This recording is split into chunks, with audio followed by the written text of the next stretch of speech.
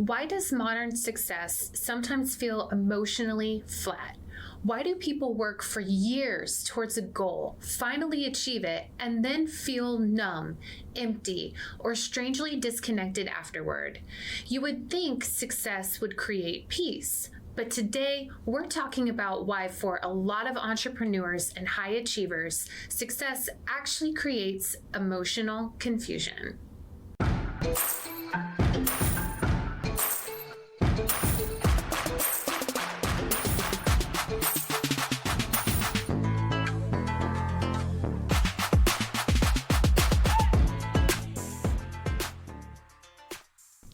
Lady bosses, are you working even after putting the kids to bed but still not getting results? Are you tired of spending money on ads that aren't getting engagement? Do you feel burdened that you aren't fulfilling your purpose in life because you are so consumed with work?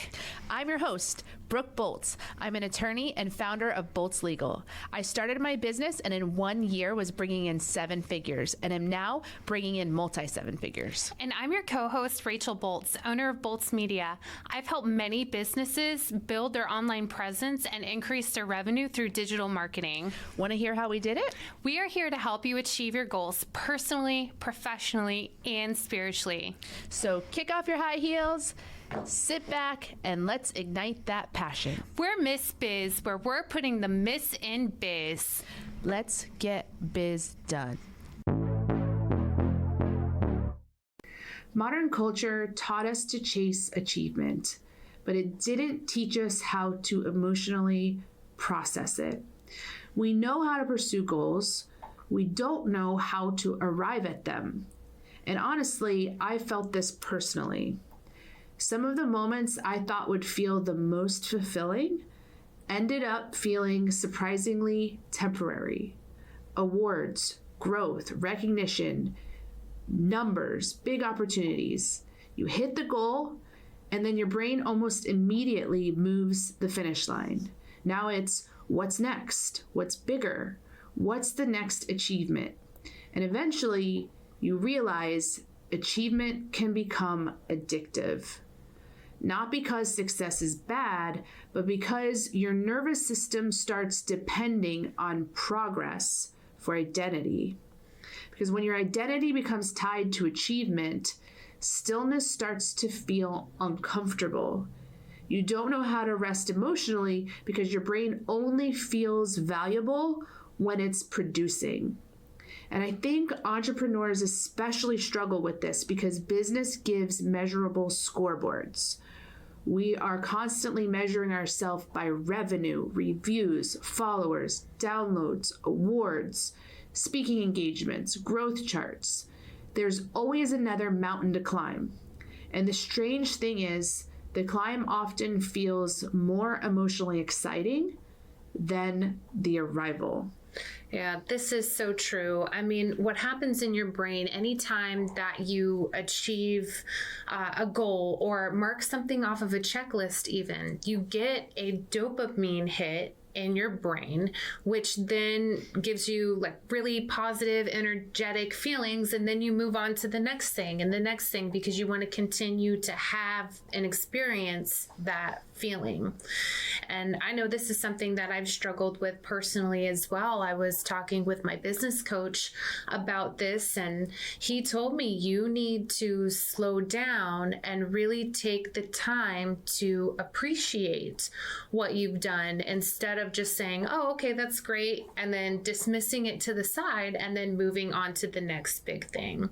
Especially if you can take the time to reflect on not only just what you were able to accomplish and achieve, but what was bad about it, what was good about it, what could have been done differently, what are the attributes that allowed this to happen so that you can integrate that strategy into maybe something bigger that you want to do. Yeah. And sometimes social media can even expose this or make this worse, because now we don't just chase success for ourselves, we watch other people who are succeeding 24/7. So that creates a psychological trap. You never emotionally land anywhere. The moment you accomplish something, your phone immediately reminds you someone else accomplished more. And so your nervous system stays in permanent comparison mode. And eventually, success stops feeling satisfying because gratitude gets replaced with constant measurement. So here's something I've noticed personally. The moments that actually feel the most meaningful usually aren't the moments culture celebrates the most. So a lot of service work actually feels more rewarding. And I noticed this recently because it's kind of funny because this year I hired another marketer on the team at the firm. So we now have 3 full-time marketers. And so I felt like, okay, I can fully delegate the marketing and networking responsibilities to the team, and I can really focus on the legal work. And so that was what my plan was for this year. And I have been focusing on the legal work, but at the same time, these opportunities outside of the legal world altogether keep arising, and they get me excited, and I'm starting to feel a different sense of satisfaction, a deeper sense of satisfaction doing these kind of service oriented projects. So for example, I learned of a ministry called the Orlando Children's Church, and it is a church just for children. And every Saturday morning, the church sends out buses to underprivileged communities and picks up all the kids and brings them to church. And so for the first hour or so, we play outside and just interact with the kids and do fun things outside. And then we come inside and we do a time of music and a Bible lesson and kind of an art project. And then they go home, and they usually are taking with them some extra food and things to bring home as well to their family. So each time that I've gone to that, I feel this just really deep joy and satisfaction. And I started to recognize that it was a different feeling, a deeper and better feeling than when I achieve a big settlement. Yeah. And so it just started to get me questioning things and looking deeper into what true joy and satisfaction is about. Those moments stay with me longer emotionally than the business achievements do. I think it's because you're fulfilling more of your purpose and you're calling for what God has had in your life. I've experienced that same thing teaching children's church and Sunday school, just being around the children, hearing them learn more and more every week, being able to recite Bible verses back to me just brought me like an undescribable joy that couldn't be achieved through any type of media ad or marketing campaign I could create. And this saying here stuck with me. Achievement feeds ego temporarily, but service feeds purpose. And that's exactly what you were saying about a lot of us don't really know our purpose, I think. And so until we kind of stumble upon it and then realize this is where I feel the most satisfied. So modern culture trains people to ask, how do I become more impressive? But fulfillment usually comes from asking, how do I become more useful? And that shift changes everything. And this explains why some incredibly successful people still feel emotionally lost, because admiration is not the same thing as meaning. You can be highly admired and deeply disconnected internally. We see this constantly with celebrities, athletes, millionaires. They reach levels that people only dream about, but still they battle emptiness, addiction, depression, anxiety, or identity crisis. And this is because human beings were not designed to build identity solely around performance. Yeah, that's so true. I mean, you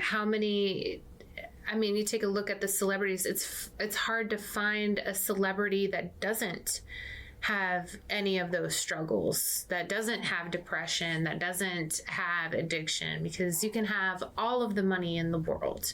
You could even have all of the recognition in the world. But if you're not fulfilling your purpose and your calling that God has for you in your life, you're going to experience that disconnect, right? Because you're not walking down the path or fulfilling the things that He has designated for you to do. Finding guests for a podcast can be difficult sometimes, so Brooke and I wanted to let you guys know that we are available to appear on your podcast. We also enjoy speaking at events, so if you have an event coming up, these jingles can go on the road. Simply go to missbiz.com/contact and in the subject line, write podcast guest or event speaker, and we'll reach out to you to further coordinate. Right? Because all of those things change from day to day. Performance fluctuates, numbers fluctuate, public opinion fluctuates. And if your identity is attached to just external validation, then your emotional stability becomes fragile. Yeah. So, high achievers are addicted to anticipation.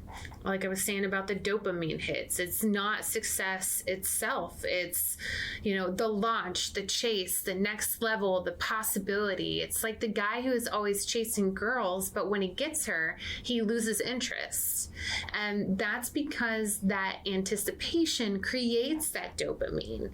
The human brain often gets more dopamine before achieving a goal than after actually achieving it, which means many entrepreneurs unconsciously become chemically attached to striving.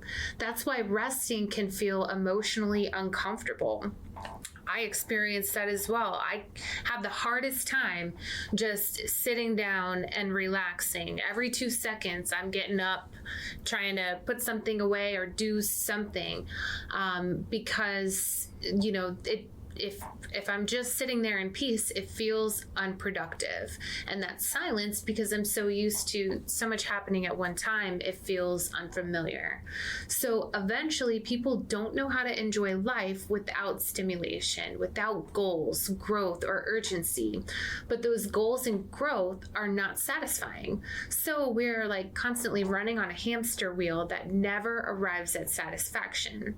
And I think one of the reasons service work feels different is because service pulls you out of yourself. Achievement says, look at me, whereas service says, how can I help? Achievement constantly asks, how am I doing? Service asks, how are they doing? And that shift is emotionally healing. Yeah, and this was kind of eye-opening for me because, like you mentioned, I understood that reaching the goal would create a dopamine hit. What I didn't fully understand is the process of getting to that also was releasing dopamine. Mm-hmm. So just like that man or woman who's always chasing the next relationship, but then as soon as they get it, they lose interest because the excitement was the chase. I think that can be true for our business success as well, that the striving for that goal is also having those dopamine hits. And then once we get to it, you have another dopamine hit that's brief, but then it leaves and we've got to find that next thing to strive for. Yeah, I mean, I think that comparison between the guy chasing the girl is like the perfect comparison. And I'm sure like we can even reflect on our own lives. For me personally, when I'm like planning a trip or even just like a weekend with the family, I get so excited thinking about all of the things that we're going to do, planning all of the little details. And when we're there experiencing it, it's not to say it's not fun. We're still having a great time, but that excitement isn't nearly as high as it was when I was coming up with the ideas and figuring out the small little details. Yeah. Disney World Yeah, that's Disney perfect. World is never as good as you imagined it to be. Yes. Just the anticipation, having the kids in the car and pulling up to the big sign. It's hot outside. Yeah, but they see the big sign and they're so excited. We're here. It's, the anticipation, even sometimes for days or weeks beforehand, you're expecting this amazing experience. Then you get to Disney and about an hour in, the kids are whining and complaining that they're hot and they're hungry and they're tired and they don't want to walk anymore. And the lines are so long and it's just like, well, that was fun. the reality hits. So it just really was interesting to me to stop and think about the process and how we can become even addicted to the process of trying to achieve. Yeah, absolutely. I've noticed that some of the happiest people aren't necessarily the most impressive people. They're the most connected people. And they're connected to their faith, their family, their community, their purpose, their friendship, their meaningful contributions. So we're going to get some more practical takeaways because we really need to be able to implement these to really find that joy. If you're not finding those moments that bring you joy, that bring you that satisfaction, then you're sucking all of the good things out of your life. So first, you have to build a life that has meaning outside of metrics. And if you're a numbers person like me, where you really like looking at analytics and studying that type of stuff, that can be difficult, but you have to get out of your mind and fall more into like your emotional side of it. So if your entire emotional state rises and falls because of revenue, followers, downloads, views, awards, or recognition, you're eventually going to feel emotionally unstable. So you have to create areas of your life that can't be measured publicly. This is going to be private relationships, faith, service, family tradition, mentorship, and community involvement. And those things can stabilize identity. So second is to do things that create contribution instead of consumption. Modern life is designed around consuming things, consuming content or products or entertainment, opinions. But contribution really truly creates fulfillment. So volunteer somewhere, mentor someone younger, encourage people privately, sponsor a family, or help someone with no possibility of return. And I think that last point is the critical point, that you do something that does not benefit you. It's not, you're not doing it to build your business or build a relationship or try to sell someone something. You're truly just trying to benefit someone else. If you're looking for ideas, I'll tell you of another passion project that I have right now that is available nationwide if you have an interest in it, and it's called LifeWise.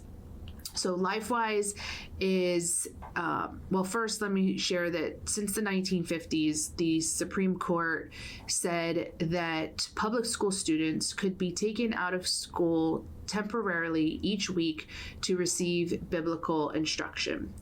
And so that's been the law. Yeah. But nobody was exercising that right, because how do you actually do that? No one ever systematized a way to be able to actually exercise that right. And that's what LifeWise has done. They started 7 years ago and created a system where public school students were transported to nearby church facilities, and they would receive an hour of biblical teaching and then be brought back to school. And in 7 years, they've gone into now 1,000 schools in the country, and they're growing dramatically. So I learned about this recently at a conference, and now I am part of the steering committee to bring LifeWise to Oviedo, which is my hometown. So I felt a lot of excitement and fulfillment in bringing that mission. My oldest daughters don't even go to public school, so my 6-year-old does, but it's not something that's about my children getting this education, because we can teach them at home. I really have a passion for those whose parents aren't able to take them to church every week, but would like to and want their kids to get that biblical teaching and instruction, but just don't have either the knowledge themselves, the time themselves, or the opportunity to get them to church on a weekly basis. So that's an idea. It's everywhere. You can just go to the LifeWise website and sign the petition if you're interested in bringing it to your area, or if you are here local and you want to join forces and help me in the Oviedo and surrounding areas, would love to have you. Do you love the Miss Biz podcast? Because we love you. Here's 3 things you can do to show your support. 1, write us a review. Apple, Spotify, and Google My Business are the best platforms to write a review. 2, follow us on social media. Our handle is at Miss Biz Podcast. 3, join our Facebook group, Miss Biz Nation, for exclusive content and behind-the-scenes footage. Also, ask questions related to your business and discuss topics from our episodes. Yeah, I love that they found something in the law that they could use to help grow the kingdom, and they actually took all of the steps necessary to make this a movement. So what we'll do for our listeners, is if you send us a message on either social media, Facebook or Instagram, we'll send you the link for the application so we can get that sent over to you and try to get that in your area. And also, if there is a ministry or something that you're currently involved in that really brings you fulfillment in the way that we're describing, please share it on Miss Biz Nation, our Facebook group, because I think that if everyone has an involvement in something more meaningful, then they are fulfilling their purpose and they will feel that true satisfaction in their life. And I can tell you right now, business success is never going to fulfill that. It never will. I've achieved everything and more than I ever hoped to achieve in business. And it just creates more desire for higher achievement, or you're doing it at the sacrifice of your time and your emotional stability, and your stress and everything else. So you will never, in business, I promise you will never achieve that level of success, of satisfaction that you think you will. And so if you just turn your attention to something that will, then you will have that genuine joy. And it's only recently for me that I've actually found something that I really was finding that kind of fulfillment in. It was working with kids. And once you find that fulfillment, don't stop. Don't let it go unless there are, certain circumstances or God is leading you in one direction or the other. That's why I taught for 15 years. It definitely wasn't for the pay, I'll tell you that. At my max, I was making $32,000 a year and struggled financially, but I found so much fulfillment in being able to give blind and visually impaired adults the opportunity to have a successful and independent and satisfying life, that I exchanged that, for less money. So. Right. And that's amazing that you had a job that gave you that level of satisfaction. For a lot of us, our job is not service in that way. Right. And it's rare. It's rare to have both a job or a business that also meets that purpose element. Right. But it wasn't sustainable because you can't raise a family on that kind of money. So, but if you can find something like a passion project, like you were mentioning, to get into, it's really going to impact your life in a way that you never knew was possible. Right. So the third tip is to stop turning every meaningful moment into content. And this is a big one. That's hard for me. I know. It's hard for me too, because we have our businesses, And our community is something we're always trying to build a brand, and by doing that, and to do that, we have to document our lives and put them out there on social media. So, but the truth is, and I recognized this actually yesterday at my son who's in kindergarten. It was his end of the year performance. And so he's up on the stage singing. And of course I wanted to document it. I wanted to video him singing. So I've got my phone out and I'm recording him, but I'm realizing that if I'm looking through the phone lens, he can't see my face because the camera's covering my face, and he's wanting to look at me, and he's wanting to like smile and wave to me and wanting to interact with me. And so I'm recognizing that the documentation part of it, the videotaping part of it, was taking away from the emotional presence of being there and celebrating the moment of him finishing kindergarten. And so it was kind of a mindset shift for me that sometimes we just need to put the phone away and be there fully to experience the emotional presence. Yeah, absolutely. So, this is a big one, and today's society, I mean, that's normal. Everybody does it. So it's really just trying to be aware of what you're doing and changing some of those patterns. It's not to say like you can't get photos or a video of your child, but it's that fine balancing act of really being present. So the fourth is learning how to rest without guilt. A lot of high achievers physically stop working, but mentally never stop performing or never shut it off. That's why vacations don't fix burnout. Burnout is often identity exhaustion. Your brain forgets who you are apart from productivity. And then fifth is to pursue depth, not just expansion. Bigger isn't always better emotionally. More followers doesn't automatically mean more fulfillment. More money doesn't automatically mean more peace. Sometimes deeper friendships, deeper faith, deeper purpose, deeper conversations, deeper impact matter more than a wider reach.